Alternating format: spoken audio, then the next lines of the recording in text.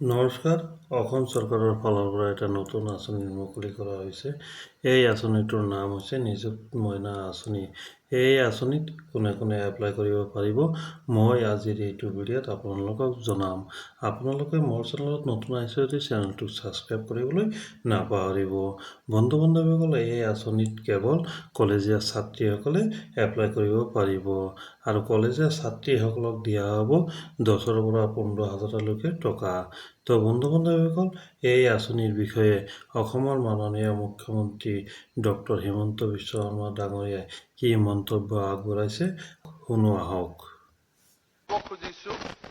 যিহেতু মেট্ৰিক পৰীক্ষা চলি আছে, এই আঁচনিটোৰ নাম হ'ল নিযুত মইনা।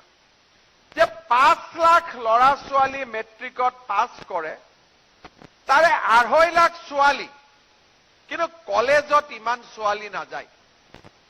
50,000 মান ছোৱালী কলেজত পঢ়ে, বাকী ছোৱালী হয় বিয়া হৈ যায়, নহলে ঘৰতে থাকি যায়।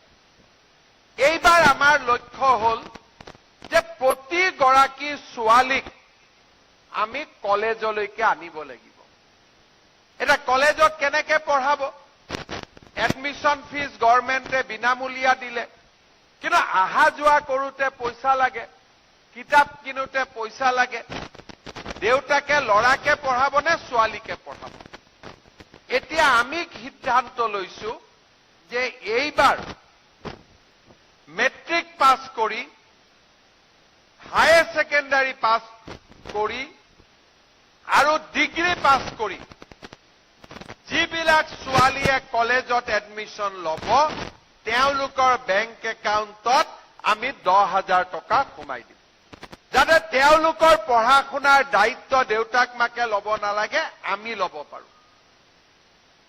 যদি ডিগ্ৰী পঢ়ে 12,500 টকা দিম, আৰু ইউনিভাৰ্চিটি যদি পঢ়ে আমি 15,000 টকা দিম।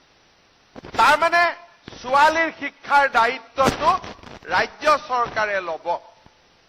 এটা কিছুমানে কৈছে, দাদা ল'ৰাৰটো লৈ লওক। মই বোলো, তইতো ছোৱালী পেটৰ পৰাহে আমি জন্ম হৈছো, ল'ৰা পেটৰ পৰাতো জন্ম হোৱা নাই।